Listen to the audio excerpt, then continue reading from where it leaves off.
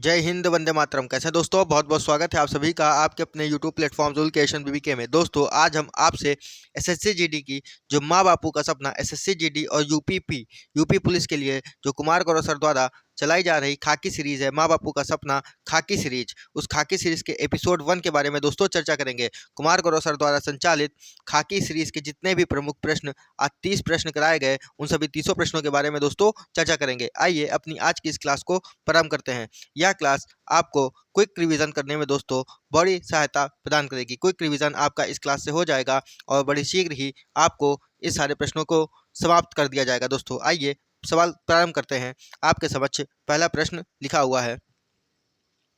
पहला प्रश्न लिखा है दोस्तों, क्या लिखा है? कार्य शिक्षा और सार्वजनिक सहायता से संबंधित कौन सा आर्टिकल है? कार्य शिक्षा और सार्वजनिक सहायता से संबंधित कौन सा आर्टिकल है? तो आर्टिकल 41। कौन सा संबंधित है दोस्तों? आर्टिकल 41 है। नेक्स्ट लिखा है डीपीएसपी यानी राज्य के नीति निर्देशक तत्व, दोस्तों किस आर्टिकल में है? अनुच्छेद 36 से 51 है। डीपीएसपी किस आर्टिकल में है मित्रों? डीपीएसपी आर्टिकल 36 से 51 में है। किस आर्टिकल में है? 36 से 51 में है। और भाग 4 में है। डीपीएसपी को लिया कहाँ से गया दोस्तों? तो डीपीएसपी आयरलैंड से लिए गए। कार्य शिक्षा और सार्वजनिक सहायता संबंधित आर्टिकल 41 डीपीएसपी 36 से 51 में है, भाग 4 में है, आयरलैंड से लिए गए हैं। आर्टिकल 44 दोस्तों क्या बताता है? समान सिविल संहिता के बारे में बताता है। जबकि आर्टिकल 39A क्या बताएगा? आर्टिकल 39A दोस्तों आर्टिकल 39A निःशुल्क विधिक सहायता के बारे में बताता है। इस निःशुल्क विधिक सहायता को जारी करने के लिए दोस्तों नालसा संस्था को बनाया गया। किस संस्था को बनाया गया मित्रों? नालसा संस्था को बनाया गया। नालसा संस्था का पूरा नाम है राष्ट्रीय विधिक सेवा प्राधिकरण। क्या नाम है दोस्तों? राष्ट्रीय विधिक सेवा प्राधिकरण। और इस संस्था को बनाने के लिए एक्ट आया था। एक्ट था 1987 का एक्ट था। एक्ट कौन सा था दोस्तों? 1987 का एक्ट था। नालसा की स्थापना कब होती है मित्र? नालसा की स्थापना होती है 1995 को। नालसा के लिए एक्ट 1987 का है। नालसा की स्थापना 1995 को होती है। और नालसा का जो अध्यक्ष होता है दोस्तों, चीफ जस्टिस ऑफ इंडिया होते हैं, यानी भारत के मुख्य न्यायाधीश इसके अध्यक्ष होते हैं दोस्तों। आइए आगे समझते हैं। 39A में आपको पता चल गया निःशुल्क विधिक सहायता है दोस्तों, इसलिए नालसा संस्था की स्थापना की। 39A यानी कि किसी भी आर्टिकल के बाद यदि ABCD लगी है, वह संविधान संशोधन के द्वारा जोड़ा गया है दोस्तों। तो 42वें कॉन्स्टिट्यूशनल अमेंडमेंट 1976 के द्वारा इसको जोड़ा गया। और 42वें कॉन्स्टिट्यूशनल अमेंडमेंट को दोस्तों हम लोग लघु संविधान भी कहते हैं। क्या कहते हैं दोस्तों? लघु संविधान कहते हैं। आर्टिकल 50 में दोस्तों क्या है समझते हैं। आर्टिकल 50 में न्यायपालिका तथा कार्यपालिका की शक्तियों का बंटवारा किया गया है। न्यायपालिका तथा कार्यपालिका के शक्तियों का विभाजन आर्टिकल 50 में है। आइए दूसरे प्रश्न को समझते हैं दोस्तों। दूसरा प्रश्न लिखा है 66वां कॉन्स्टिट्यूशनल अमेंडमेंट 2002 किससे संबंधित है दोस्तों? तो 66वां कॉन्स्टिट्यूशनल अमेंडमेंट 2002 संबंधित है आपका शिक्षा के अधिकार से। इसमें 6 से 14 वर्ष के बच्चों को शिक्षा देने की बात की गई है। और आर्टिकल कौन सा है? 21 है। आर्टिकल 21A है। तो दोस्तों 66वां संविधान संशोधन सन 2002 के द्वारा क्या हुआ? 66वां संविधान संशोधन सन 2012 के द्वारा शिक्षा का अधिकार आया, जो कि 6 से 14 वर्ष के बच्चों के लिए आया। और आर्टिकल 21A में है। पहले शिक्षा दोस्तों राज्य सूची का विषय था, लेकिन अब शिक्षा समवर्ती सूची का विषय है। और शिक्षा को आपको पता है 42वें संविधान संशोधन 1976 के द्वारा जोड़ा गया था। किसमें जोड़ा गया था दोस्तों? मौलिक कर्तव्य में जोड़ा गया था। 42वें संविधान संशोधन 1976 के द्वारा शिक्षा 6 से 14 वर्ष के बच्चों को दिलाना मौलिक कर्तव्य बन जाता है। NEP न्यू एजुकेशन पॉलिसी दोस्तों यानी नई शिक्षा नीति दोस्तों किस समिति से संबंधित है? कस्तूरी रंजन समिति। NEP की समिति का नाम क्या है? कस्तूरी रंजन समिति। Article 21A। आर्टिकल 21A क्या बताता है? प्राण और दैहिक स्वतंत्रता के बारे में बताता है। सबसे बड़ा आर्टिकल है दोस्तों। Article 51A। आर्टिकल 51 है दोस्तों मौलिक कर्तव्य के बारे में बताता है। मौलिक कर्तव्य 42वें संविधान संशोधन 1976 के द्वारा दोस्तों संविधान में जोड़े गए। मौलिक कर्तव्य जब जुड़े तो किस समिति की सिफारिश पर जुड़े दोस्तों? सरदार सरोवर सिंह समिति के सिफारिश पर जुड़े। जब हमारा संविधान बना, संविधान कब बनता है दोस्तों? 26 नवंबर 1949। 26 नवंबर 1949 को बनता है। कब बनता है संविधान? 26 नवंबर 1949 को दोस्तों हमारा संविधान बनकर तैयार हो गया। जब संविधान बना, संविधान में एक भी मौलिक कर्तव्य नहीं थे। एक भी मौलिक कर्तव्य नहीं थे। बाद में 10 मौलिक कर्तव्य 42वें कॉन्स्टिट्यूशन अमेंडमेंट 1976 के द्वारा दोस्तों जुड़ते हैं। 42वें कॉन्स्टिट्यूशन अमेंडमेंट 1976 के द्वारा जुड़ते हैं। लेकिन अब हमारे संविधान में कितने मौलिक कर्तव्य हैं? तो 11 हैं। 11वां मौलिक कर्तव्य 66वां संविधान संशोधन 2002 66वां संविधान संशोधन सन 2002 के द्वारा जुड़ा दोस्तों। इसमें कौन सा मौलिक कर्तव्य जुड़ता है? तो शिक्षा का अधिकार जुड़ता है। मौलिक कर्तव्य लिए कहाँ से गए दोस्तों? तो मौलिक कर्तव्य रूस से लिए गए हैं। इसी के साथ आपका दूसरा प्रश्न भी दोस्तों समाप्त होता है। आइए अपने तीसरे प्रश्न को दोस्तों समझते हैं। तीसरा प्रश्न आपके समक्ष लिखा हुआ है। तीसरा प्रश्न क्या लिखा है दोस्तों? तीसरा प्रश्न है प्लेइंग टू विन आत्मकथा किसकी है दोस्तों? तो साइना नेहवाल की है, जो कि बैडमिंटन की खिलाड़ी हैं। प्लेइंग टू विन आत्मकथा किसकी है दोस्तों? साइना नेहवाल की है, जो कि बैडमिंटन की खिलाड़ी हैं। बैडमिंटन के संबंधित कप कौन कौन से हैं? उबेर कप और थॉमस कप दोस्तों बैडमिंटन से संबंधित है। और नेक्स्ट है अभिनव बिंद्रा। अभिनव बिंद्रा 2008 में इन्होंने गोल्ड जीता था, जो कि बीजिंग ओलंपिक में जीता था। अभिनव बिंद्रा ने 2008 में गोल्ड जीता बीजिंग ओलंपिक में। अभिनव बिंद्रा कौन से खिलाड़ी हैं दोस्तों? निशानेबाज हैं। यह पहले व्यक्तिगत गोल्ड था। ये कैसा गोल्ड था दोस्तों? पहला व्यक्तिगत जो गोल्ड था। दूसरा व्यक्तिगत गोल्ड टोक्यो ओलंपिक में दोस्तों नीरज चोपड़ा ने जीता। नीरज चोपड़ा का खेल क्या है? जेवेलियन थ्रो, यानी भाला फेंक है। 7 अगस्त को इन्होंने भाला फेंका था दोस्तों। तो 7 अगस्त को हम लोग क्या मनाते हैं? भाला फेंक दिवस मनाते। कितने मीटर भाला फेंका था? 87.58 मीटर। कितने मीटर दोस्तों? 87.58 मीटर नीरज चोपड़ा ने भाला फेंका था। नेक्स्ट प्लेयर का नाम लिखा है दोस्तों कर्णम मल्लेश्वरी, जो कि पहली भारतीय महिला है। ओलंपिक में इन्होंने गोल्ड जीता।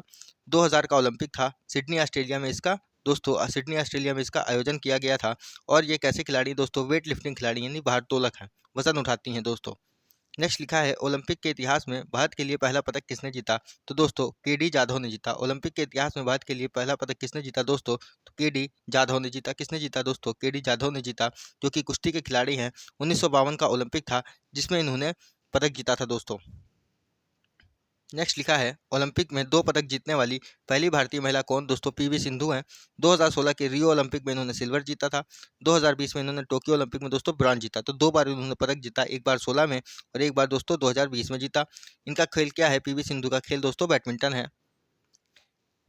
इन सभी पीडीएफ के द्वारा दोस्तों क्वेश्चन के द्वारा आपका क्विक रिवीजन हो जाएगा और इसकी पीडीएफ भी हम आपको प्रदान करा देंगे। पहले हम अपने इस सीरीज को कवर करते हैं। लिखा है टोक्यो ओलंपिक। टोक्यो ओलंपिक में भारत का पहला पदक किसने जीता दोस्तों? मीराबाई चानू ने जीता, जो कि वेट लिफ्टिंग से संबंधित है। इन्होंने सिल्वर पदक जीता था। साक्षी मलिक। साक्षी मलिक जो है दोस्तों कुश्ती से संबंधित है।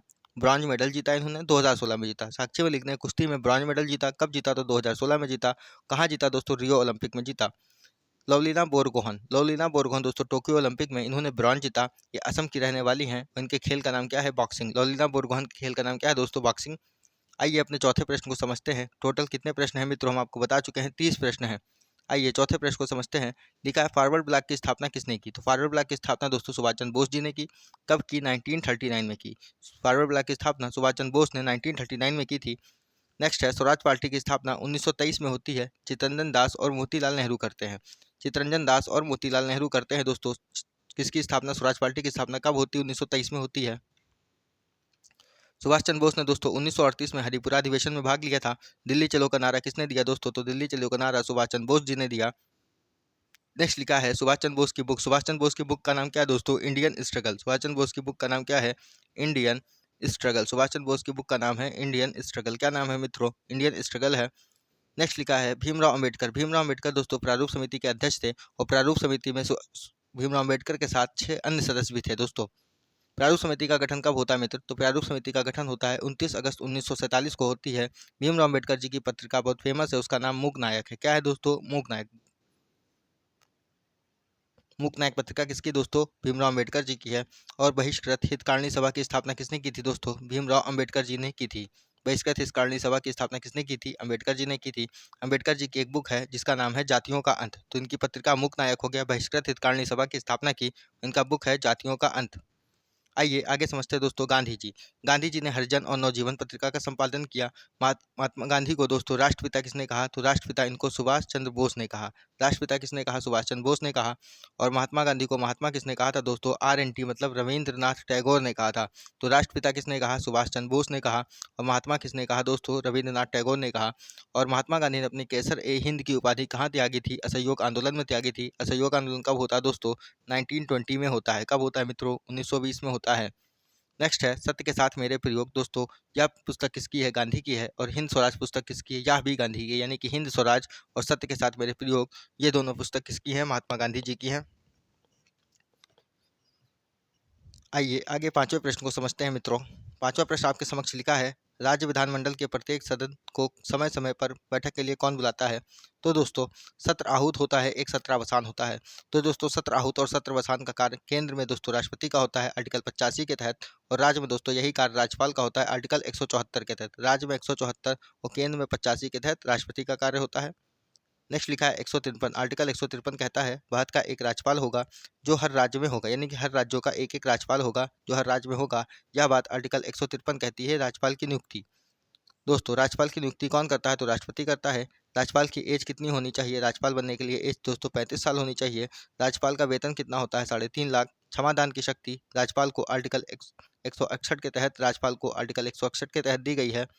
और राज्यपाल जो है दोस्तों वह मृत्युदंड और मार्शल लॉ के समाप्त नहीं कर सकता। राज्यपाल के अध्यादेश जारी करने की शक्ति 213 में है, जबकि राष्ट्रपति को अध्यादेश जारी करने की शक्ति दोस्तों आर्टिकल 123 में है। तो राज्यपाल के अध्यादेश की शक्ति दोस्तों 213 और राष्ट्रपति के अध्यादेश की शक्ति 123। आइए आगे समझते हैं। राज्यपाल को शपथ कौन दिलाता है? तो राज्य के हाईकोर्ट के सीजीआई। राज्यपाल को शपथ कौन दिलाता है? तो राज्य के हाईकोर्ट के सीजीआई दिलाते हैं। दोस्तों राष्ट्रपति, उपराष्ट्रपति और गवर्नर। पी मतलब राष्ट्रपति, वीपी मतलब वाइस प्रेसिडेंट यानी उपराष्ट्रपति, जे मतलब गवर्नर यानी राज्यपाल। इसकी एज कितनी होती है दोस्तों? 35 साल। इसकी एज कितनी होगी? 35 साल होगी। नेक्स्ट लिखा है राज्यसभा के एमपी के लिए एज 30 साल, लोकसभा के एमपी के लिए 25 साल। मृत्युदंड और मार्शल लॉ को कौन माफ करता है? तो राष्ट्रपति माफ करता है आर्टिकल 72 के तहत। यानी राष्ट्रपति का क्षमादान किस में होगा दोस्तों? राष्ट्रपति का क्षमादान आर्टिकल 72 में होगा। राष्ट्रपति 72 यानी आर्टिकल 72 में होगा। छठे प्रश्न को समझते हैं। लिखा है रविन्द्रनाथ टैगोर ने नाइटहुड की उपाधि को कब त्यागा? तो जलियांवाला बाग हत्याकांड में इन्होंने अपनी नाइटहुड की उपाधि को त्याग दिया था। नाइटहुड की उपाधि जलियांवाला बाग कांड कब हुआ था दोस्तों? तो 13 अप्रैल 1919 में होता है। कब होता है मित्र? 13 अप्रैल 1919 को होता है, जिसमें रविन्द्रनाथ टैगोर अपनी नाइटहुड की उपाधि को दोस्तों त्याग देते हैं। आइए आगे समझते हैं। लिखा है वर्नाकुलर प्रेस एक्ट कब आया? 1878 में आया। कौन लाता है? लिटन लाता है। लिटन का अन्य नाम दोस्तों ओवन मेरेडिथ होता है। क्या होता है? ओवन मेरेडिथ इसका अन्य नाम है। बंगाल विभाजन दोस्तों कब हुआ? 1905 में हुआ। करजन के समय होता है। बंगाल विभाजन के विरोध में ही दोस्तों स्वदेशी आंदोलन स्टार्ट हुआ। कब स्टार्ट हुआ? तो 7 अगस्त 1905 को। कब होता है दोस्तों? 7 अगस्त 1905 को स्टार्ट होता है स्वदेशी आंदोलन। स्वदेशी आंदोलन में दोस्तों कलकत्ता के टाउन हॉल में बहिष्कार करने के लिए होली जलाई गई थी दोस्तों। नेक्स्ट लिखा है बंगाल विभाजन की डेट तय हुई थी। क्या हुई थी? 16 अक्टूबर 1905। बंगाल विभाजन की डेट क्या तय हुई थी दोस्तों? 16 अक्टूबर 1905 तय हुई थी।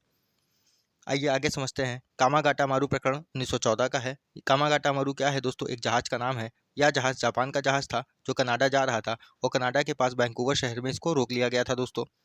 आगे समझते हैं। जलियांवाला बाग कांड अभी हमने आपको बताया कब हुआ था? 13 अप्रैल 1919 को हुआ था। जलियांवाला बाग कांड के लिए दोस्तों हंटर कमेटी बनी थी। क्या बनी थी? हंटर कमेटी बनी थी। 1913 में क्या होता है मित्रों? 1913 में दोस्तों गदर पार्टी की स्थापना होती है। किसकी स्थापना होती है मित्रों? गदर पार्टी की स्थापना होती है। गदर पार्टी की स्थापना सैन फ्रांसिस्को अमेरिका में हुई। इसकी स्थापना करने वाले कौन थे? लाला हरदयाल और सोहन सिंह भाकना थे। कौन थे? लाला हरदयाल और सोहन सिंह भाकना थे दोस्तों। आइए 7वें प्रश्न को समझते हैं मित्र। टोटल कितने 30 प्रश्न होंगे। शहनाई वादक कौन है? उस्ताद बिस्मिल्लाह खान। 2001 में इनको भारत रत्न मिला। अली अहमद, उस्ताद बिस्मिल्लाह खान, अली अहमद और बागेश्वरी, जो कि एकमात्र महिला है शहनाई वादक। तो आपके शहनाई वादक कौन कौन हो गए? उस्ताद बिस्मिल्लाह खान, अली अहमद और बागेश्वरी हो गई दोस्तों। बांसुरी से संबंधित कौन है दोस्तों? बांसुरी से हरिप्रसाद चौरसिया और पन्नालाल घोष हैं। संतूर वादक कौन है? भजन सोपारी और शिव कुमार शर्मा है। तबला वादक दोस्तों जाकिर हुसैन है। नेक्स्ट लिखा है सितार वादक कौन है? पंडित रविशंकर हैं, जिनको भारत रत्न 1919 में मिला था। कब मिला था दोस्तों? 1919 में मिला। आत्मकथा यानी पंडित रविशंकर की आत्मकथा क्या है दोस्तों? My life my music. My life my music किसकी आत्मकथा है दोस्तों? पंडित रविशंकर जी की है। सुब्बा लक्ष्मी को भारत रत्न कब मिला दोस्तों? 1998 में मिला। सुब्बा लक्ष्मी को भारत रत्न कब मिला? 1998 में मिला दोस्तों। आइए अपने 8वें प्रश्न को समझते हैं। लिखा है मगध साम्राज्य पर शासन करने वाले प्रथम राजवंश कौन सा था? तो हर्यक वंश था। कौन सा था दोस्तों? मगध पर शासन करने वाला पहला राजवंश कौन सा था? हर्यक वंश था। मगध पर शासन किया है हसी नमो। कितने वंशों ने? 4 वंशों ने। हसी नमो कैसे याद होगा? हा से हर्यक वंश, सी से शिशुनाग वंश, ना से नंद वंश, मौ से मौर्य वंश। तो हसी नमो से आपको याद हो जाएगा दोस्तों हसी नमो। मगध पर शासन करने वाले 4 राजवंश, हा से हर्यक वंश, सी से शिशुनाग वंश, ना से नंद वंश, मौ से मौर्य वंश। हसी नमो से आपको याद हो जाएगा। मगध का क्षेत्र कैसा है दोस्तों? मगध के क्षेत्र में सोन नदी है। यह पूर्वी यूपी का क्षेत्र है और पश्चिमी बिहार का क्षेत्र है मित्र। मगध पर शासन करने वाला पहला शासक कौन था? बृहदत्त था। मगध की कैपिटल क्या थी दोस्तों? मगध की राजधानी राजगृह थी। क्या थी? राजगृह थी। हर्यक वंश का संस्थापक कौन? बिंबिसार। कई बार पूछा गया प्रश्न है। हर्यक वंश का संस्थापक बिंबिसार है। 544 बीसी में 52 साल इसने शासन किया। बिंबिसार की हत्या किसने की दोस्तों? अजातशत्रु ने की। यानी बिंबिसार के पुत्र अजातशत्रु ने की दी पिता की अपनी हत्या। इसलिए हर्यक वंश को क्या कहते हैं मित्र? पितृहंतक वंश कहते हैं। हर्यक वंश को इसलिए क्या कहते हैं मित्रों? पितृहंतक वंश कहते हैं। क्या कहते हैं? पितृहंतक वंश कहते हैं। पिता की हत्या अजातशत्रु ने कर दी, अपने बिंबिसार पिता की हत्या अजातशत्रु ने की, इसलिए इस वंश को क्या कहते हैं मित्रों? पितृहंतक वंश कहते हैं। आइए आगे समझते हैं। अजातशत्रु के समय 483 ईसा पूर्व बीसी में पहली बौद्ध संगीति होती है। इस बौद्ध संगीति का अध्यक्ष कौन होता है? महाकश्यप होता है। और कहाँ होती पहली बौद्ध संगीति दोस्तों? राजगृह में होती है। राजगृह से पाटलिपुत्र को राजधानी किसने बनाया दोस्तों? तो उदयन ने बनाया। शिशुनाग वंश का एक शासक था कालाशोक, उसके समय यानी 383 बीसी में वैशाली में 383 बीसी में वैशाली में दोस्तों द्वितीय बौद्ध संगीति हुई। और अध्यक्ष किसके शासनकाल में होती है दोस्तों? तो कालाशोक के शासनकाल में होती है। और द्वितीय बौद्ध संगीति का अध्यक्ष कौन था? सब्बा कामी अध्यक्ष था। नवा प्रश्न लिखा है, टोक्यो ओलंपिक 2021 में भारत हेतु पहला पदक किसने जीता दोस्तों? मीराबाई चानू ने जीता। ओलंपिक समिति की स्थापना कब होती दोस्तों? 23 जून 1894 को होती है। कब होती है मित्र? 23 जून 1894 में होती है। नेक्स्ट लिखा है, ओलंपिक समिति का मुख्यालय कहाँ है? लुसाने। लुसाने स्विट्जरलैंड में है। कहाँ है लुसाने? स्विट्जरलैंड में है। ओलंपिक समिति का हेड कौन है दोस्तों? थॉमस वॉक है। कौन है? Thomas walk. कौन है दोस्तों? थॉमस वॉक है। इसका लोगो क्या है? इसके लोगो में दोस्तों 5 रिंग है, 1 2 3 4 5। इसके लोगो में 5 रिंग है। कितने रिंग है दोस्तों? 5 रिंग है। और ओलंपिक समिति का बैठक कहाँ हुई थी? अभी हाल ही में मुंबई में हुई। आइए आगे समझते हैं। लिखा है, पहला ओलंपिक कब होता है? 1896 में होता है। कहाँ होता है? एथेंस ग्रीस में होता है। 33वां ओलंपिक दोस्तों 2024 में कहाँ होगा? पेरिस में होगा। 33वां ओलंपिक 2024 में कहाँ होगा मित्र? पेरिस में होगा। जबकि 34वां ओलंपिक 34th ओलंपिक दोस्तों 2028 में कहाँ होगा? लॉस एंजलिस में होगा। और इसी 34वें ओलंपिक में दोस्तों क्रिकेट शामिल किया जाएगा। क्या किया जाएगा? क्रिकेट को ऐड किया जाएगा। 32वां ओलंपिक दोस्तों कब का था? 32वां ओलंपिक 2020 का था, जो 2021 में हुआ। कहाँ हुआ? तो टोक्यो में इसका आयोजन हुआ। इसका शुभंकर दोस्तों मिराई तोबा था। क्या था इसका शुभंकर? मिराई तोबा। क्या है इसका शुभंकर मित्रों? मिराई तोबा इसका शुभंकर है। टोक्यो ओलंपिक में भारत की रैंक दोस्तों कितनी थी? 48 रैंक थी। इसमें 1 2 का 4 यानी 1 गोल्ड 2 सिल्वर और 4 ब्रॉन्ज भारत ने जीते थे। आइए आगे समझते हैं। तो गोल्ड किसने जीता? गोल्ड नीरज चोपड़ा ने जीता। 7 अगस्त को हमने बताया आपको। क्या मनाते हैं 7 अगस्त को दोस्तों? भाला फेंक दिवस मनाते हैं। क्या मनाते हैं? भाला फेंक दिवस मनाते हैं। और सिल्वर मेडल दोस्तों मीराबाई चानू ने जीता। 1 गोल्ड 2 सिल्वर और 4 ब्रॉन्ज। तो 1 गोल्ड नीरज चोपड़ा ने हो गया। 2 सिल्वर किसने? एक मीराबाई चानू ने, एक रवि दहिया ने जीता था।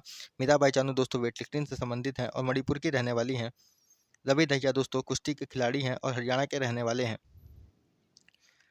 4 ब्रॉन्ज मेडल किसने जीता दोस्तों? 4 ब्रॉन्ज जीते हैं। एक तो लवलीना बोरगोहन ने, एक पीवी सिंधु ने, एक हॉकी टीम ने जिसको जर्मनी को हराया था दोस्तों। और चौथा ब्रॉन्ज मेडल बजरंग पुनिया जी ने जीता था। किसने जीता? बजरंग पुनिया ने जीता। और पहला स्थान किसका आया दोस्तों? इस ओलंपिक में यूएसए का आया था। किसका आया था? यूएसए का आया था। टोक्यो ओलंपिक में किसका पहला स्थान था? टोक्यो ओलंपिक में फर्स्ट पे कौन था? यूएसए था दोस्तों। आइए आगे समझते हैं 10वें प्रश्न को। लिखा है, भारत की जनगणना 2011 के अनुसार निम्न में से राज्यों और यूटी के किस समूह से उच्च साक्षरता दर दर्ज की गई? तो केरल और लक्षद्वीप से दोस्तों आपकी उच्च साक्षरता दर दर्ज की गई दोस्तों। 2011 की जनगणना कौन सी थी? 15वें नंबर की थी। 2011 की जनगणना किस क्रम की थी? 15वें नंबर की थी। 2011 की जनगणना के आयुक्त कौन थे? चंद्रमौली दोस्तों इसके आयुक्त थे। यदि पहली बार जनगणना कब हुई पूछा जाए तो 1872 में हुई। 1872 में होती है। किसके शासनकाल में होती दोस्तों? मेयो के शासनकाल में होती है। 1872 में मेयो के शासनकाल में होती है। पहली बार दशक के आधार पर जनगणना 1881 में रिपन के शासनकाल में हुई। यदि पूछा जाए पॉपुलेशन यानी जनसंख्या में मैक्सिमम स्थान किसका है? उत्तर प्रदेश का है। सर्वाधिक जनसंख्या उत्तर प्रदेश में है। सबसे कम जनसंख्या सिक्किम में है। और यदि आगे देखें, सर्वाधिक जनसंख्या घनत्व कहाँ होगा दोस्तों? बिहार में होगा। मैक्सिमम मिनिमम कहाँ होगा? अरुणाचल प्रदेश में होगा। लिंगानुपात की बात करें तो मैक्सिमम लिंगानुपात दोस्तों केरल में होगा और मिनिमम लिंगानुपात हरियाणा में होगा। और यदि साक्षरता की बात करें तो सर्वाधिक साक्षरता केरल में होगी और सबसे कम साक्षरता दोस्तों कहाँ होगी? बिहार में होगी। सर्वाधिक साक्षरता केरल में, सबसे कम साक्षरता बिहार में होगी। यदि मैक्सिमम साक्षरता दोस्तों यूटी में यानी केंद्र शासित प्रदेश में देखी जाए तो लक्षद्वीप में हो जाएगी। और सबसे कम साक्षरता यदि देखी जाए यूटी में तो कहाँ होगी? दादरा नगर हवेली में होगी दोस्तों। हमारे भारत में कितने राज्य हैं दोस्तों? 28 राज्य हैं और 8 यूटी हैं। नवीनतम यूटी कौन सा है? लद्दाख है। यानी जम्मू कश्मीर से लद्दाख को अलग किया गया था दोस्तों। कब अलग किया गया था? तो 31 अक्टूबर 2019 को किया था। 31 अक्टूबर 2019 को किया गया था अलग। और दादरा नागर हवेली, डीएनएच का मतलब दादरा नगर हवेली, डीएमएनडीपी का मतलब क्या हो जाएगा? दादरा नगर हवेली दमन द्वीप। दमन द्वीप दादरा नगर हवेली और दमन द्वीप का विलय कब होता है दोस्तों? 26 जनवरी 2020 को होता है। विलय कब होता है? 26 जनवरी 2020 को होता है। जम्मू कश्मीर से लद्दाख अलग कब होता है दोस्तों? तो 31 अक्टूबर 2019 को अलग होता है। कब अलग होता है? 31 अक्टूबर 2019 को अलग होता है। आइए आगे समझते हैं दोस्तों 11वें प्रश्न को। लिखा है, होजागिरी नृत्य शैली कहाँ की है? त्रिपुरा की है। त्रिपुरा की राजधानी क्या है दोस्तों? अगरतला है। त्रिपुरा की राजधानी क्या हो जाएगी? त्रिपुरा की राजधानी अगरतला है। त्रिपुरा के मुख्यमंत्री मानिक साहा हैं। त्रिपुरा की लैंग्वेज दोस्तों काकबरोग है। त्रिपुरा में ही दोस्तों खारची मेला लगता है। यदि बात की जाए त्रिपुरा, मेघालय और मणिपुर की स्थापना कब होती है तो इसकी स्थापना 21 जनवरी 1972 को होती है। कालबेलिया, घूमर, गीदड़ और गेर। कालबेलिया, घूमर, गीदड़ और गेर दोस्तों कहाँ के नृत्य हैं? राजस्थान के नृत्य हैं। यूनेस्को की अमूर्त धरोहर में दोस्तों 2011 में ऐड हुआ। क्या ऐड हुआ? तो दोस्तों कालबेलिया ऐड हुआ। गरबा दोस्तों 15वीं अमूर्त धरोहर है। यदि पिंडवानी नृत्य की बात करें तो ये नृत्य छत्तीसगढ़ का है और तीजन बाई जो है महिला इसकी प्रमुख कलाकार हैं। मिजोरम और अरुणाचल प्रदेश की स्थापना कब होती है? 1987 में होती है। सिक्किम की स्थापना दोस्तों कब होती है? 1975 में होती है। 36वें संविधान संशोधन के द्वारा होती है दोस्तों। नेक्स्ट लिखा है बिहू, बगरुम्बा, अंकिया नाट और सत्रिया। बिहू, बगरुम्बा, अंकिया नाट और सत्रिया दोस्तों कहाँ के नृत्य हैं? असम के नृत्य हैं। इसी के साथ आपका 11वां प्रश्न भी समाप्त हो गया दोस्तों। आइए अपने 12वें प्रश्न को समझते हैं। 12वां प्रश्न लिखा है मेजर ध्यानचंद खेल रत्न पुरस्कार की इनामी राशि कितनी है दोस्तों? मेजर खेल रत्न ध्यान पुरस्कार की इनामी राशि दोस्तों 25 लाख रुपए है। कितनी है? 25 लाख रुपए है। तो मेजर ध्यानचंद खेल रत्न पुरस्कार का पहले नाम क्या था? राजीव गांधी खेल रत्न पुरस्कार था। इसकी स्थापना 91-92 में होती है। इसकी राशि 25 लाख रुपए है। पहली बार मेजर ध्यानचंद खेल रत्न पुरस्कार विश्वनाथ आनंद जी को दिया गया। इनकी बुक का नाम माइंड मास्टर बुक है। शतरंज के खिलाड़ी हैं। 2022 में यह अवार्ड शरद कमल को दिया गया था। टेबल टेनिस के जो खिलाड़ी थे 2023 में, यानी 2023 का मेजर ध्यानचंद खेल रत्न पुरस्कार किसको दिया जाएगा? सात्विक और चिराग की जोड़ी को दिया जाएगा, जो कि बैडमिंटन के खिलाड़ी हैं दोस्तों। यदि अर्जुन पुरस्कार और द्रोणाचार्य पुरस्कार की बात करें तो इसमें 15 लाख रुपए दिए जाते हैं, जबकि मेजर ध्यानचंद में दोस्तों 25 लाख रुपए प्रदान कराए जाते हैं। अर्जुन पुरस्कार खिलाड़ियों को मिलता है। इसकी स्थापना, यह पुरस्कार 1961 से देना स्टार्ट हुआ। अब की 26 लोगों को मिलेगा। द्रोणाचार्य अवार्ड दोस्तों कोच को मिलता है और यह अवार्ड 1985 से दिया जाना प्रारंभ किया गया इसको।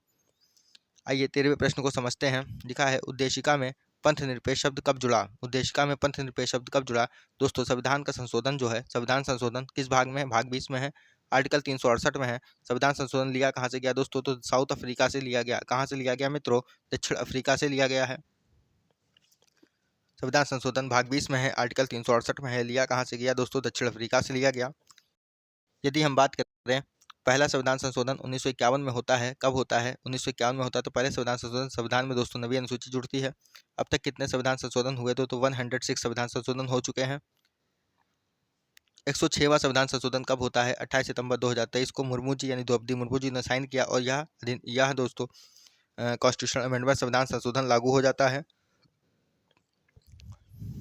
यदि बिल की बात करें तो यह बिल कौन सा था? 128वां बिल था। और एक्ट कौन सा था? एक्ट 106 है। बिल कौन सा है दोस्तों? बिल है आपका 128। बिल 128 है, एक्ट 106 है। इस बिल का नाम, यानी इस एक्ट का नाम क्या है? नारी बंधन शक्ति अधिनियम। इसको पेश किया था अर्जुन मेघवाल जी ने, जो कि कानून मंत्री हैं। यदि अन्य संविधान संशोधनों की बात करें तो 42वां संविधान संशोधन 1976 अति महत्वपूर्ण होता है। 42वां संविधान संशोधन 1976 के द्वारा प्रस्तावना में संशोधन किया गया, जिसके द्वारा प्रस्तावना में समाजवाद, पंथनिरपेक्ष और अखंडता जैसे 3 शब्द जुड़ते हैं। इस 42वें कॉन्स्टिट्यूशनल अमेंडमेंट को ही हम लोग दोस्तों लघु संविधान कहते हैं। इसके द्वारा ही भाग 4 का और आर्टिकल 51 का जुड़ते हैं। भाग 4 का आप जानते हैं मौलिक कर्तव्य है। आर्टिकल 51 का यानी मौलिक कर्तव्य जुड़ता है। यदि हम 61वें संविधान संशोधन 1989 की बात करते हैं दोस्तों, तो 61वें कॉन्स्टिट्यूशन अमेंडमेंट के द्वारा वोट डालने की उम्र 21 से 18 वर्ष हुई। राजीव गांधी के समय होती है। और 44वां कॉन्स्टिट्यूशन अमेंडमेंट के द्वारा संपत्ति का अधिकार दोस्तों हट के कौन सा संपत्ति का अधिकार पहले मूल अधिकार था? क्या था दोस्तों? संपत्ति का अधिकार पहले आपका मूल अधिकार था। क्या था दोस्तों? मूल अधिकार था, जो कि 44वें कॉन्स्टिट्यूशन अमेंडमेंट के द्वारा हट के दोस्तों क्या बन जाता है? विधिक अधिकार बन जाता है। क्या बन जाता है दोस्तों? विधिक अधिकार बन जाता है। और किस आर्टिकल में चला जाता है? तो दोस्तों आर्टिकल 300A में जाता है। किस में जाता है? 300A में जाता है।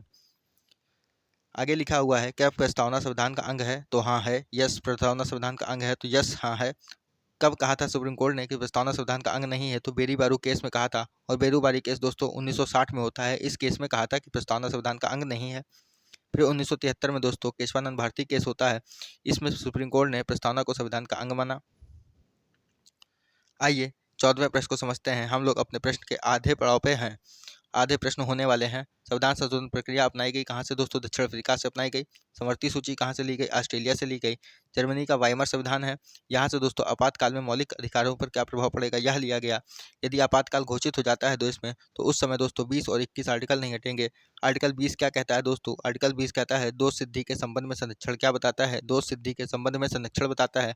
जबकि आर्टिकल 21 प्राण एवं दैहिक स्वतंत्रता के बारे में बताता है। प्राण एवं दैहिक स्वतंत्रता के बारे में दोस्तों बताता है। आर्टिकल 20 क्या बताता है? दोष सिद्धि के संबंध में संरक्षण। जबकि आर्टिकल 21 प्राण एवं दैहिक स्वतंत्रता के बारे में बताता है। यदि हम लोग बात करें डीपीएसपी यानी नीति निर्देशकता तो कहाँ से लिया गया दोस्तों, तो आयरलैंड से लिया गया। यदि हम एक और बात करें राज्यसभा में सीटों का आवंटन कहाँ से लिया गया दोस्तों, राज्यसभा में सीटें कहाँ से ली गई दोस्तों, तो वो भी आयरलैंड से ली गई हैं। आइए 15वें प्रश्न को समझते हैं। लिखा है खुदाई खिदमतगार दल किसने बनाया, तो खान अब्दुल गफ्फार खान ने बनाया था। इन्हें हम लोग सीमांत गांधी कहते हैं। इनके दल का नाम दोस्तों लाल कुर्ती दल था। खान अब्दुल गफ्फार खान जी को भारत रत्न 1987 में मिलता है। और खुदाई खिदमतगार दल दोस्तों 1929 में बना। कब बना, 1929 में बना। यदि पूछ लिया जाए दो विदेशी जिन्हें भारत रत्न मिला तो कौन है, खान अब्दुल गफ्फार खान है और नेल्सन मंडेला है। खान अब्दुल गफ्फार खान को तो आपने पढ़ लिया, 1987 को मिला, और जबकि नेल्सन मंडेला को 1990 में मिलता है। नेल्सन मंडेला की एक आत्मकथा है लॉन्ग वॉक टू फ्रीडम। यह आत्मकथा किसकी है, नेल्सन मंडेला की है। नेल्सन मंडेला जी को शांति का नोबेल पुरस्कार भी मिला। कब मिला दोस्तों, तो 1993 में मिला। शांति का नोबेल पुरस्कार 1993 में मिलता है। आइए 16वें प्रश्न को समझते हैं। लिखा है हाई कोर्ट की रिट आर्टिकल 216 में होगी। हाई कोर्ट यदि रिट किसकी तरीके से जारी करता है, तो फंडामेंटल राइट हो तो जारी करेगा या फिर लीगल राइट हो तो जारी करेगा। सुप्रीम कोर्ट की रिट दोस्तों आपकी आर्टिकल 32 में है। यह केवल फंडामेंटल राइट के लिए जारी करता है। आर्टिकल 32 संवैधानिक उपचारों का अधिकार बताता है। भीमराव अम्बेडकर जी ने संविधान की आत्मा कहा, किसको कहा, भीमराव अम्बेडकर ने आर्टिकल 32 को दोस्तों संविधान की आत्मा बताया है। सुप्रीम कोर्ट की 5 रिटें दी गई हैं। सुप्रीम कोर्ट किस आर्टिकल के तहत रिट जारी करता है, तो आर्टिकल 32 के तहत रिट जारी करता है। सुप्रीम कोर्ट ने 5 रिट बताई, बंदी प्रत्यक्षीकरण, परमादेश, अधिकार परीक्षा, प्रतिषेध और उत्प्रेषण। तो सुप्रीम कोर्ट की 5 रिट कौन सी हो गई, बंदी प्रत्यक्षीकरण, परमादेश, अधिकार परीक्षा, प्रतिषेध और उत्प्रेषण हो गई दोस्तों। आइए आगे समझते हैं। आर्टिकल 263। आर्टिकल 263 क्या बताता है, अंतर्राज्यीय परिषद की स्थापना। इसका हेड कौन होता है, प्रधानमंत्री होता है। आर्टिकल 129 के तहत सुप्रीम कोर्ट एक अभिलेख न्यायालय है दोस्तों। अगला प्रश्न लिखा है 17 नंबर का प्रश्न है। कौन सा प्रश्न है मित्र, 17 नंबर का प्रश्न है। लिखा है सत्यशोधक समाज की स्थापना किसने की, तो ज्योतिबा फुले ने की। आत्मीय सभा की स्थापना राजा राम मोहन राय ने 1815 में की दोस्तों। ब्रह्म समाज की स्थापना राजा राम मोहन राय ने 1828 में की। कब की, 1828 में की। सर्वेंट सोसाइटी ऑफ इंडिया की स्थापना 1905 में गोपाल कृष्ण गोखले ने की है। आत्म सम्मान आंदोलन रामास्वामी नायकर पेरियार ने की स्थापना। यह आंदोलन 1925 का है, जो कि दक्षिण भारत का आंदोलन है। यदि हम बात करें गुलामगिरी बुक किसकी है दोस्तों, तो ज्योतिबा फुले की है। गुलामगिरी बुक किसकी है, ज्योतिबा फुले की है। और ज्योतिबा फुले जी ने ही दोस्तों सत्यशोधक समाज की स्थापना की थी। किसकी स्थापना की थी मित्र, सत्यशोधक समाज की स्थापना की थी। आइए आगे समझते हैं 18वें प्रश्न को। लिखा है भारत ने पहली बार एशियन गेम्स की मेजबानी की। भारत ने पहली बार एशियन गेम्स की मेजबानी कब की दोस्तों, 1951 में की। भारत 2 बार एशियन गेम का होस्ट रहा, एक बार 51 में, एक बार 1982 में। पहली बार 51 में और 1982 वाला क्रम नवा क्रम था दोस्तों। यदि कहें फादर ऑफ एशियन गेम्स कौन है, तो गुरुदत्त सोंधी जी हैं। एशियन गेम्स का लोगो क्या है, चमकता हुआ सूरज है दोस्तों। एशियन गेम्स का पहला शुभंकर क्या था दोस्तों, अप्पू हाथी था। पहले एशियन गेम्स में फर्स्ट कौन आया था, तो फर्स्ट आया था जापान, सेकंड आया था दोस्तों भारत। 1951 में हो रहा था पहला एशियन गेम। इसका आयोजन दिल्ली में किया गया था। यदि अब की हाल ही में हुए 19वें एशियन गेम्स की बात करें, तो इसका आयोजन हांगझाऊ चीन में हुआ। इसका आयोजन भारत इसमें 4th नंबर पे था, पहले नंबर पे चीन था। भारत ने 107 पदक जीते। दूसरे नंबर पे जापान, थर्ड नंबर पे दक्षिण कोरिया। फर्स्ट चीन, सेकंड जापान, थर्ड दक्षिण कोरिया दोस्तों। भारत का टाइटल स्पॉन्सर एशियन गेम 19वें एशियन गेम में कौन है दोस्तों, तो अमूल है। भारत ने गोल्ड, सिल्वर और ब्रांज तीनों जीते। तीनों मिला के कितने जीते, मतलब कितने गोल्ड, 28 गोल्ड जीते और 38 सिल्वर जीते, 41 ब्रॉन्ज जीते दोस्तों। टोटल कितने पदक हो गए, 107 पदक जीते थे भारत ने। आइए अपने 19वें प्रश्न को समझते हैं। लिखा आरबीआई की स्थापना कब होती है, 1 अप्रैल 1935 को होती है। नाबार्ड की स्थापना 12 जुलाई 1982 को हुई, श्री रोमन समिति की सिफारिश पे होती है। सिडबी की स्थापना 2 अप्रैल 1990 को होती है। इसका मुख्यालय कहाँ है दोस्तों, लखनऊ में इसका मुख्यालय है। आइए आगे समझते हैं। लिखा है आरबीआई की स्थापना 1934 का एक्ट है। एक्ट कब का है, 1934 का है। जैक हिल्टन आयोग या फिर शाही आयोग की सिफारिश पे इसकी स्थापना होती है। आरबीआई का मुख्यालय पहले कलकत्ता में था, अब इसका मुख्यालय मुंबई में है। और इसका मुख्यालय मुंबई कब स्थापित होता है, 1937 में इसका मुख्यालय मुंबई बनता है दोस्तों। नेक्स्ट लिखा है आरबीआई का राष्ट्रीयकरण कब हुआ, तो 1 जनवरी 1949 को होता है। इसके लोगों पर एक टाइगर है और पाल्म ट्री यानी ताड़ का वृक्ष बना हुआ है। क्या बना है, टाइगर, बंगाल टाइगर और ताड़ का वृक्ष बना हुआ है दोस्तों। एसबीआई नाम कब पड़ा बैंक का, तो 1 जुलाई 1955 को पड़ता है। एसबीआई का पहले नाम इंपीरियल बैंक था 1921 में। और इंपीरियल बैंक दोस्तों 3 बैंकों के मिलने से बनी थी, bank of Bombay, bank of Madras और बैंक ऑफ बंगाल। आरबीआई के पहले गवर्नर ओसबानी स्मिथ, पहले भारतीय गवर्नर सीडी देशमुख, वर्तमान में गवर्नर शक्तिकांत दास 25वें नंबर के हैं दोस्तों। 20वां प्रश्न है, 10 प्रश्न बचे हुए हैं। 20वां प्रश्न पानीपत का पहला युद्ध 1526, पानीपत का दूसरा युद्ध 1556, पानीपत का तीसरा युद्ध 1761 में होता है। पानीपत का पहला युद्ध बाबर और इब्राहिम लोदी के बीच में हुआ 21 अप्रैल को होता है। पानीपत का दूसरा युद्ध अकबर और हेमू के बीच में हुआ 5 नवंबर को होता है। पानीपत का तीसरा युद्ध मराठा और अहमद शाह अब्दाली के बीच में होता है, जो कि 14 जनवरी को होता है। पानीपत के तीसरे युद्ध में मराठा के बीच तरफ से नेतृत्व दो सदाशिव कर रहे थे और पेशवा बालाजी बाजीराव थे। पहले में बाबर ने दोस्तों तुगलमा पद्धति यानी तोप का यूज़ किया था, इसका प्रयोग किया था, तोप का प्रयोग किया था दोस्तों। यह क्लास आपका क्विक रिवीजन साबित होगी दोस्तों। 21वां प्रश्न लिखा है, रेफ्लेसिया अर्नल्डी क्या है? एक बड़ा पुष्प है। सबसे भारी धातु कौन सी है? ऑस्मियम है, जिसका परमाणु क्रमांक दोस्तों 76 है। सबसे हल्की धातु लिथियम होती है, जिसका परमाणु क्रमांक दोस्तों 3 होता है। सबसे छोटा पुष्प दोस्तों बुल्फिया। बड़ा पुष्प रेफ्लेसिया अर्नोल्डी, छोटा पुष्प दोस्तों बुल्फिया। ध्रुव में धातु पाई जाती है पारा, मरकरी, Hg, या फिर अधातु की बात करें तो ब्रोमीन पाई जाती है। 22वां प्रश्न लिखा है, ओजोन अणु का आणविक द्रव्यमान कितना है दोस्तों? तो 48 है। ओजोन का फार्मूला होता है O3। O का मतलब 16 इंटू 3 यानी 48 हो जाएगा आणविक द्रव्यमान ओजोन का। ऑक्सीजन का परमाणु भार कितना है? 16। O2 का भार हो जाएगा 16 मल्टीप्लाई 2 यानी 32। H2O का भार कितना होगा दोस्तों? 18। ओजोन की सांद्रता हम लोग किस में नापते हैं दोस्तों? तो ओजोन की सांद्रता हम लोग डॉप्सन में नापते हैं। किस में नापते हैं मित्र? डॉप्सन में नापते हैं। नेक्स्ट लिखा है समताप मंडल। समताप मंडल में दोस्तों ओजोन परत कहाँ पाई जाती है? तो समताप मंडल में पाई जाती है। समताप मंडल क्या करता है? यूवी रेस को, अल्ट्रावायलेट किरणों को आने से रोकती है। अल्ट्रावायलेट किरण से दोस्तों आने से दोस्तों व्यक्ति में त्वचा कैंसर का रोग होता है। ओजोन संरक्षण दिवस कब हुआ? ओजोन संरक्षण हेतु दोस्तों मॉन्ट्रियल प्रोटोकॉल 16 सितंबर 1987 को होता है। मॉन्ट्रियल प्रोटोकॉल कब होता है? 16 सितंबर 1987 को होता है।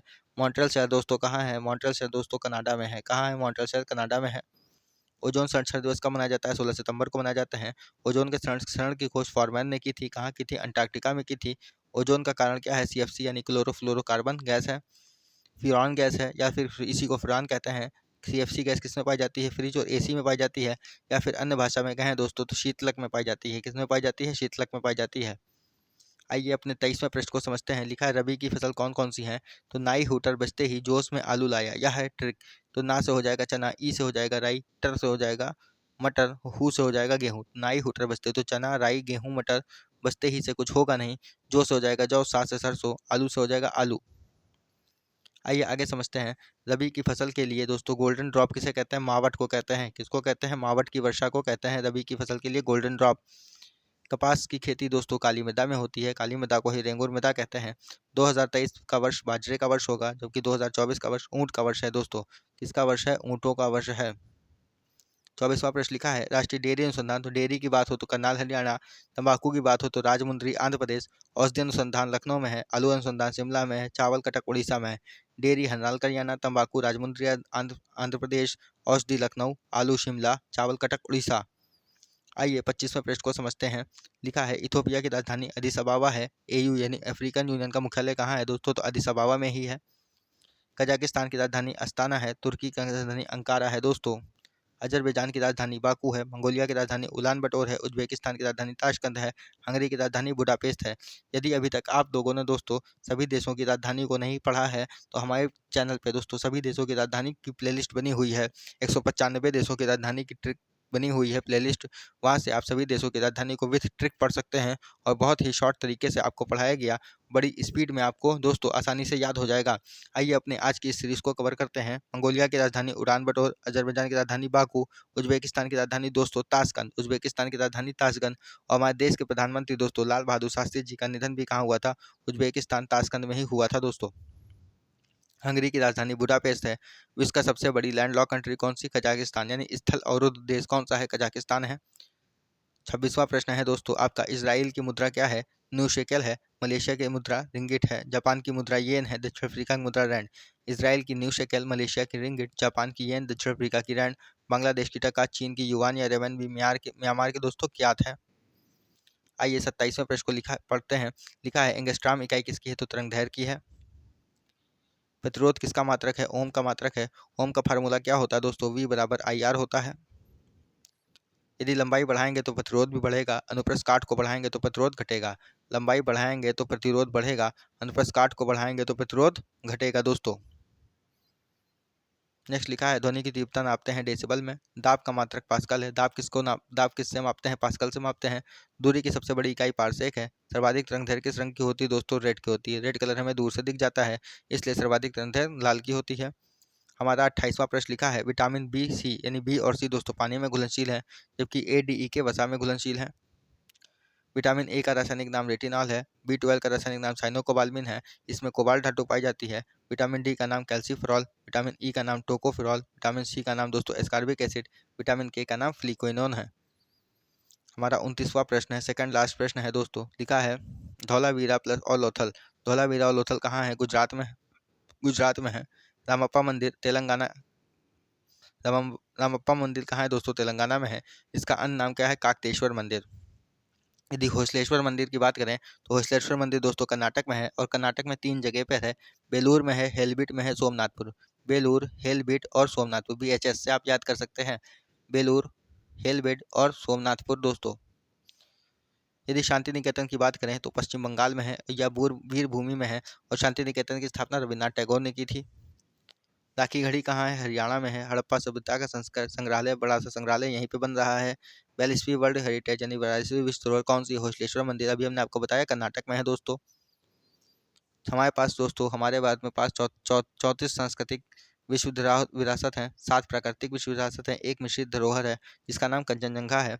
30वां और अंतिम प्रश्न हमारा दोस्तों ये है, अम्बुबाची मेला कहाँ लगता है? असम में। सरहुल त्यौहार कहाँ मनाते हैं? झारखंड में। सिग्मो फेस्टिवल या साओ जोजोवा फेस्टिवल गोवा में। अम्बुबाची असम में, सरहुल झारखंड में, सिग्मो साओ जोजोवा दोस्तों गोवा में मनाया जाता है। कंबाला त्यौहार दोस्तों कर्नाटक में, त्रिशूरपुरम केरल में, मेतराम जात्रा, मधुकंबा और बोनालू, मेतराम जात्रा, मधुकंबा और बोनालू तेलंगाना। नेक्स्ट लिखा है खार्ची पूजा त्रिपुरा में, और फूलदेव त्यौहार उत्तराखंड में मनाया जाता है। इसी के साथ दोस्तों आपकी कुमार गुरु सर द्वारा संचालित खाकी सीरीज, कौन सी सीरीज मित्रों? खाकी सीरीज का प्रथम एपिसोड, कौन सा एपिसोड? एपिसोड संख्या 1 कंप्लीट होता है दोस्तों। इस क्लास की पीडीएफ आपको हमारे दोस्तों टेलीग्राम चैनल पर मिल जाएगी। कहाँ मिलेगी मित्रों? टेलीग्राम चैनल पर मिलेगी। टेलीग्राम चैनल का लिंक हम आपको दोस्तों वीडियो के डिस्क्रिप्शन में प्रोवाइड करा देंगे, वहाँ से आप इस पीडीएफ को प्राप्त कर सकते हैं। उम्मीद करते हैं दोस्तों आपका शॉर्ट में रिवीजन हो गया होगा और आपको यह सीरीज अच्छी लगी होगी। दोस्तों यदि वीडियो अच्छा लगा तो वीडियो को लाइक करिएगा, शेयर करिएगा, कमेंट करिएगा, चैनल को सब्सक्राइब करना ना भूलिएगा। जय हिंद, जय भारत।